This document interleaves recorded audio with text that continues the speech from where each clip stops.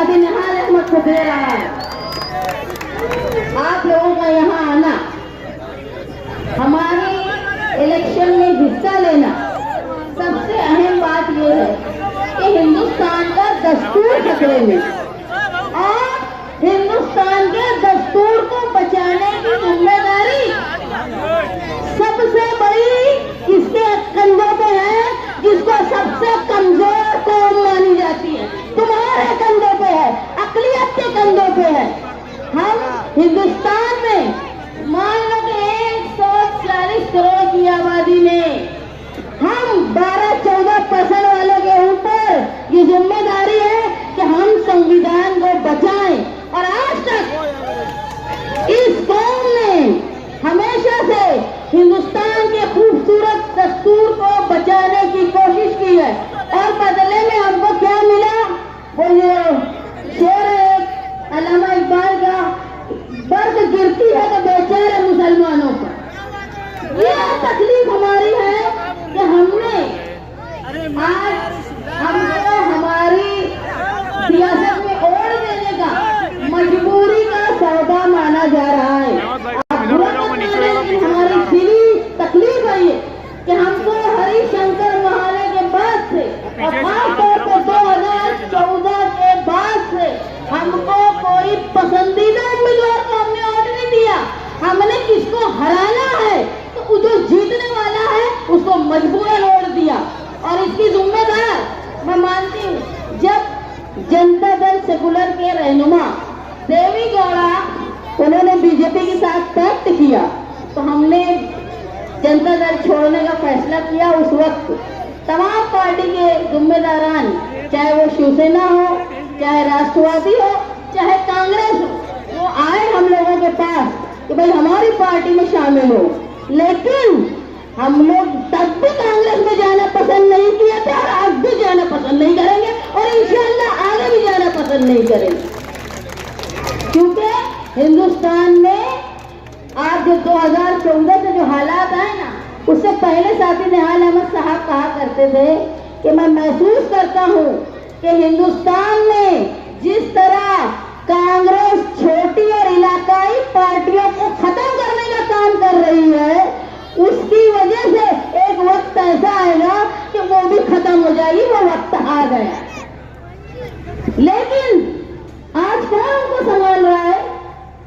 UP की cycle, Bihar का तंजीम, आज वही छोटी पार्टियों के ऊपर उनको भरोसा है जो संभाल रहे हैं। मैं ये मानती हूँ कि अगर इंडिया ये अलायंस बना, और आज जो हिंदुस्तान में एक भ्रम है कि मोदी का इक़्तिदार खतरे में है, उसकी सबसे बड़ी वजह है जनता परिवार, सोशलिस्ट लोग, वो लोग जो इन्होंने ऐसी हवा बनाई। हिंदुस्तान की सबसे बड़ी रियासत यूपी, और अल्हम्दुलिल्लाह मालेगांव शहर में 70% आबादी यूपी से आए हुए लोगों की ही है। तो ऐसा माहौल बनाया कि सबसे बड़ी रियासत में जहां कांग्रेस को खड़े रहने की जगह नहीं थी, वहां अखिलेश यादव ने उनको इस ताकत पहुंचाई कि आज वो हिंदुस्तान भर में एक ताकत बन रही है। हमारी आपसे कोई नाराजगी नहीं है, लेकिन हमारी नाराजगी उस वक्त रहती है कि जब इक़्तिदार में आ जाते हैं तो भूल जाते हैं कि भाई यही अक़लियत थी जो तुमको संभाली, तुमको बनाई, और 70 साल हिंदुस्तान में राज करने के काबिल बनाई। मेरी आप लोगों से दरख्वास्त है कि ये इलेक्शन हो जाने के बाद अगर अल्लाह का फैसला रहा और यहाँ से हिंदुस्तान से ऐसे शरपसंद जो अक़लियत को दबाने का काम करते हैं उनका खात्मा हुआ और इंडिया गवर्नमेंट बनी, तो उस वक्त ये मत भूल जाना कांग्रेसियों, ये मत भूल जाना कि हिंदुस्तान में दस्तूर को बचाने का काम मुसलमानों ने ही किया है, और वो मेरा साहब बोला करते थे कि कांग्रेस में मुसलमानों की ऐसी हैसियत है जैसे बारात में बैंड बाजा वालों की होती है। जैसे ही दुल्हन का घर आता है, बैंड बाजे वाले बाहर, लड़के वाले अंदर, वैसे ही मुसलमान बाहर गवर्नमेंट में, और इक़्तिदार और सब चीज उनका हलवा दूसरी तरफ। लेकिन अब हम ये इंशाअल्लाह ये जो मजबूरी का इलेक्शन है, ये हमारी तकदीर में मैं अल्लाह से दुआ दूं कि ये आखिरी मजबूरी का इलेक्शन होना चाहिए। अब आने वाले इलेक्शन में हम मजबूरी से वोट नहीं देंगे, अब आने वाले इलेक्शन में पार्लियामेंट में हम अपनी पसंद से वोट देंगे, ये ताकत हम बनाएंगे मालेगांव शहर में। ये इलेक्शन तुम्हारे वजूद की लड़ाई है, ये इलेक्शन तुम्हारे संविधान को बचाने का इलेक्शन है, किसी पार्टी का इलेक्शन नहीं है, ना ये इंडिया अलायंस को जिताने का इलेक्शन है, ना ये बीजेपी को हराने का इलेक्शन है। ये इलेक्शन सिर्फ और सिर्फ अपने वजूद को बचाने का इलेक्शन है। मुझे नहीं लगता कि हिंदुस्तान में 10 साल से जो हो रहा है, मैं अगर वो बात यहां से बोलूंगा तो वो किसी के लिए नई बात नहीं होगी।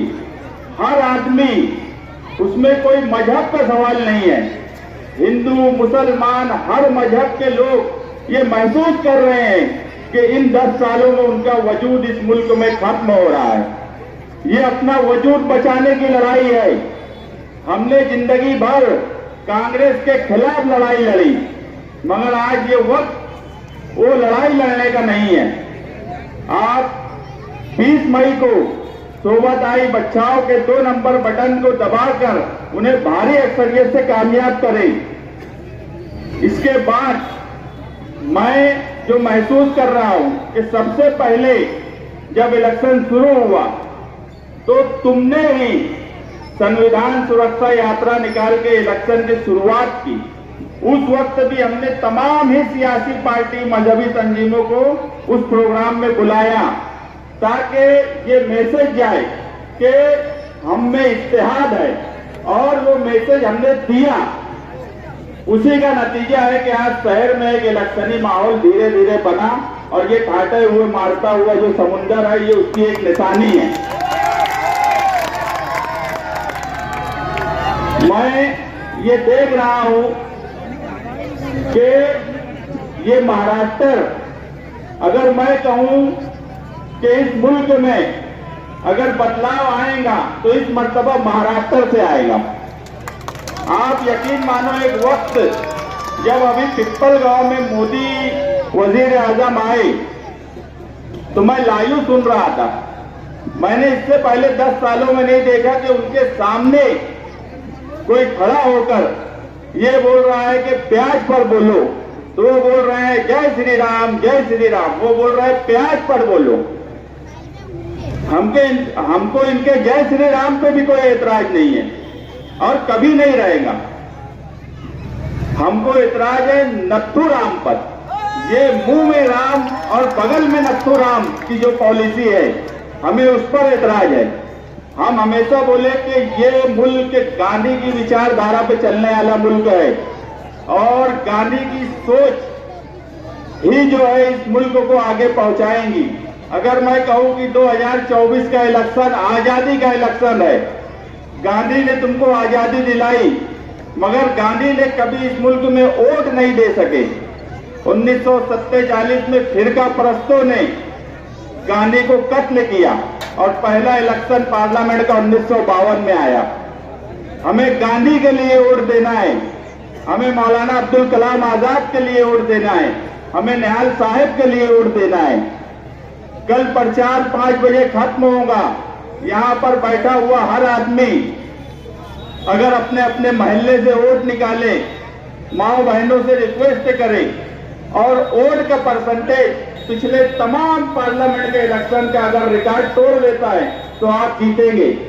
वोट जो है, वोट कोई मामूली हक नहीं है हमारा। आप समझ लो, दस्तूर ने हमें वोट का हक क्या दिया है। एक वजीर आजम भी अगर बूथ पर जाता है तो एक ही वोट देता है, और यहाँ बैठा हुआ आदमी भी जाएगा तो एक ही वोट देगा। मैं भी जाऊंगा तो एक ही वोट दूंगा। जब पोलिंग बूथ पर तुम पहुंचेंगे तो तुम यकीन मानो कि उस वक्त वजीर आजम भी तुम्हारी ही तरह एक वोट देने वाला होगा, तुम भी एक वोट ही देने वाले होंगे। ये हक हमें दस्तूर ने दिया है, और अगर वापस बीजेपी सरकार आई तो ये हक हमसे छीना जाएगा। आपको ये हक आपके लिए नहीं, आपके बच्चों के लिए, उनके मुस्तकबिल के लिए ये हक को कायम रखना है।